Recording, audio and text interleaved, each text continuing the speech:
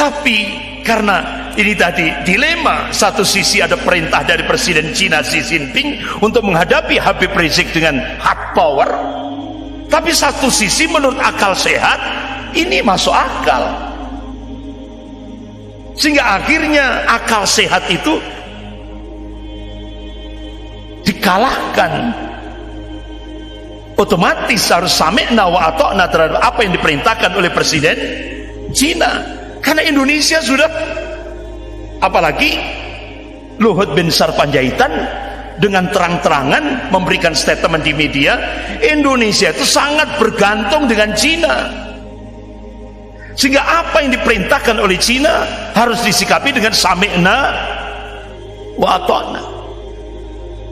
Gitu. Bapak-bapak, ibu yang dirahmati Allah, akhirnya Kapolri dipanggil, copot 2 Kapolda, copot 2 Kapolres, sehingga akhirnya banyak pejabat-pejabat ini menganggap Habib Rizik Syihab ini otomatis sudah menjadi musuh negara, sehingga akhirnya timingnya pas perebutan jabatan Kapolri. Sehingga akhirnya Prof.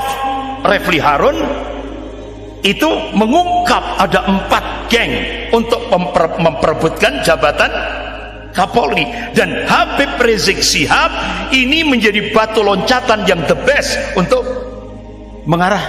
merebut jabatan, termasuk juga di tubuh TNI.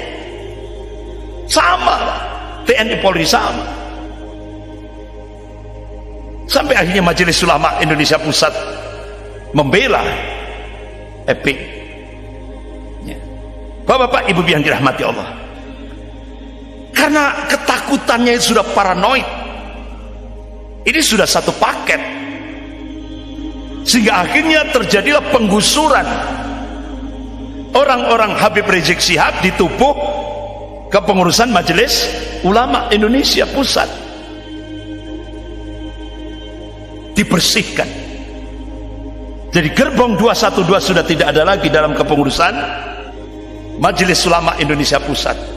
Bahkan baru kali ini pejabat negara merangkap menjadi ormas, menjadi pengurus ormas, wakil presiden sekaligus ketua Dewan Pertimbangan Majelis Ulama Indonesia Pusat. Baru kali ini kan sama saja dengan menurunkan wibawa pejabat negara. Kenapa? Paranoid, ketakutannya itu sudah paranoid terhadap Habib Rizik Syihab, sehingga akhirnya Masya Allah, hari Rabu 2 Desember 2020 beliau mengadakan webinar Zoom, dan alhamdulillah dihadiri oleh tokoh-tokoh nasional, tokoh-tokoke ulama. Dan itu diliput oleh media, tidak hanya media nasional tapi media internasional, bahkan diikuti oleh jutaan umat Islam. Luar biasa, ini sukses. Bapak-bapak, ibu yang dirahmati Allah, sehingga akhirnya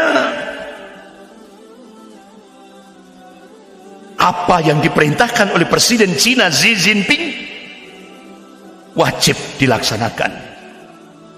Akhirnya hari Jumat, sejak Jumat 4 Desember 2020, Badan Intelijen Negara menggelar operasi Derima dengan target untuk upaya pembunuhan Habib Rizik Syihab yang ke-12. Jadi pemantauan itu sudah di Petamburan, Sentul, dan Megamendung. Bahkan 3 anggota BIN yang digerakkan untuk menghabisi Habib Rizik Syihab, 2 anggota Bindah Jakarta, DKI Jakarta, dan 1 anggota BIN dari Jawa Tengah. Dia masuk di pondok pesantren di Markas Syariah Megamendung, menyamar jadi seorang wartawan, seorang jurnalis. Bahkan mobilnya pakai nomor palsu. Dan yang cukup mengagetkan kita, yang dibawa itu drone super canggih yang akan digunakan untuk membunuh Habib Rizik Syihab. Upaya pembunuhan yang ke-12. Wa makarallah wallahu khairul makirin. Mereka membuat makar, tapi Allah membalas makar mereka, dan Allah sebaik-baik pembuat makar. Alhamdulillah, ta'yidullah, Allah masih menyelamatkan Habib Rizik. Laskar-laskar FPI melakukan gerakan kontra intelijen dan berhasil menangkap 3 anggota BIN ini, dan akhirnya mengaku. Sehingga akhirnya bapak-bapak ibu yang dirahmati Allah, operasi cipta kondisi untuk menghilangkan Habib Rizik Syihab gagal. Itu Pejaten sama Trunojoyo panik, semua postingan terkait operasi D5 dihapus. Gagal. Akhirnya Ahad 6 Desember dilakukan upaya pembunuhan Habib Rizik Syihab ke-13 ketika jam 22.45 WIB. Habib Rizik Syihab dan keluarganya, ada 12 perempuan, 3 bayi dan 6 balita, mau mengadakan kuliah subuh internal keluarga dari Bogor turun ke Kerawang. Begitu lewat jalan tol ditembak. Itu 2 mobil, semuanya keluarga Habib Rizik Syihab bersama Habib Hanif Al-Atas itu, yang menantu beliau dan keluarganya. Terus 4 mobil itu pengawal Laskar FPI. Jadi begitu ada tembakan, jadi ada mobil yang mau menerobos iring-iringan mobil Habib Rizik Syihab. Alhamdulillah, pengawal Laskar FPI, pengawal Habib Rizik ini secara refleks dia sudah melakukan penjagaan, sehingga akhirnya terjadilah kalau kejar-kejaran gitu ya. Alhamdulillah, Habib Rizik Syihab, 2 mobil yang ditumpangi Habib Rizik Syihab dan keluarga berhasil selamat dari kejaran para pembunuh ini tadi, yang mereka pakai pakaian hitam-hitam, pakaian preman. Sementara yang di belakang itu ada mobil Chevrolet yang ditumpangi oleh 6 Laskar FPI, langsung ditembak bannya. Jadi begitu masuk kilometer 50 sudah tanpa ban, itu cuma pelek saja. Jadi bannya sudah hilang karena ditembak itu. Nah, menurut saksi-saksi yang ada di kilometer 50, 2 dieksekusi dan 4 masih hidup di dalam mobil itu. Itu menurut para saksi, dan itu wartawan-wartawan investigator nyoba. Makanya kenapa bapak-bapak ibu yang dirahmati Allah, apa yang disampaikan konvensi pers oleh Kapolda Metro Jaya dengan apa yang terjadi di lapangan sangat berbeda sekali, ya kan? Bahkan sampai ketika konvensi pers Kapolda Metro Jaya itu kan, yang Pangdam Jaya buka samurai itu. Nah, mungkin ini refleks ya, begitu samurainya dibuka, diangkat, itu karatan semua.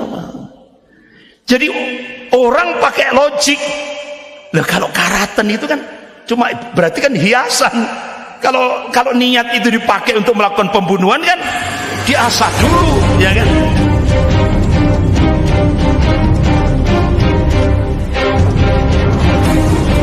Kemarin ada kasus penjangkitan yang dilaporkan ke Polres Ngawi atau